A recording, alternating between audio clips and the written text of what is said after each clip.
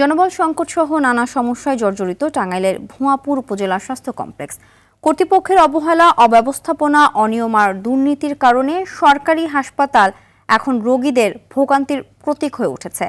কাঙ্ক্ষিত সেবা না পেয়ে বেশি খরচে রোগীদের যেতে হচ্ছে ক্লিনিকে। চিকিৎসকদের পদায়ন সহ চিকিৎসা সেবা নিশ্চিতের দাবি রোগী ও স্বজনদের। এ বিষয়ে প্রয়োজনীয় ব্যবস্থা নেওয়ার আশ্বাস কর্তৃপক্ষের। টাঙ্গাইল থেকে কামাল হোসেনের পাঠানো তথ্যচিত্রে বিস্তারিত জানাচ্ছেন আবরার মাহি।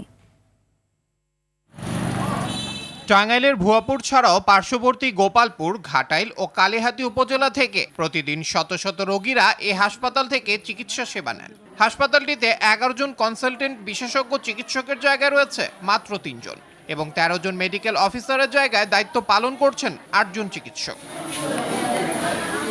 দীর্ঘদিন ধরে বন্ধ রয়েছে অপারেশন থিয়েটারও, ফলে বিকল হচ্ছে কোটি টাকার যন্ত্রপাতি। এছাড়া ডেন্টাল বিভাগের যন্ত্রপাতিও অকেজো হয়ে পড়ায় মানসম্মত চিকিৎসা সেবা থেকে বঞ্চিত হচ্ছে রোগীরা। যন্ত্রপাতিগুলো জং ধরে নষ্ট হয়ে যাচ্ছে, ডাক্তার এবং ওগুলা পরিচর্যা করার মতো লোকজনের অভাবের কারণে। আমরা চাই এখানে আমাদের ওটির একটা ভালো ডাক্তার আসুক এবং আমাদের রোগীগুলা সেবা পাক। বিছনার চাদরগুলা পরিষ্কার করে ধয় না, এক আর ওর যাও ধয় তাও পরিষ্কার হয় না। প্রয়োজনীয় যন্ত্রপাতির অভাবে চিকিৎসা সেবা দিতে হিমশিম খেতে হচ্ছে বলে জানিয়েছেন চিকিৎসা সেবার সাথে জড়িত নার্সরাও।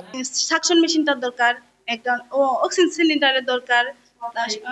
তারপরে আবার যখন টিয়ার রিপেয়ার করি সব সময় কিন্তু আমাদের এই কারেন্টের লাইটেও চলে না, স্পট লাইট গুলো ভালো থাকে। যদি 24 আওয়ার্স আমাদের এখানে কারেন্টের সাপ্লাইটা থাকে তাহলে আমাদের সব ধরনের কাজই আমরা খুব সহজে করতে পারি। চিকিৎসা সেবা নিশ্চিতে প্রয়োজনীয় ব্যবস্থা নেওয়ার কথা জানিয়েছেন এ কর্মকর্তা।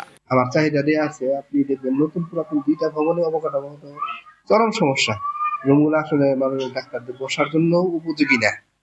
এগুলো যদি পরিবেশ ভালো করা যায়, সার্বিক সেবার মান বাড়াইতে। হাসপাতালে পদায়ন হবে চাহিদা অনুযায়ী চিকিৎসক, নিশ্চিত হবে চিকিৎসা সেবা, এমনটাই প্রত্যাশা সকলের। আবরার মাহি, RTV।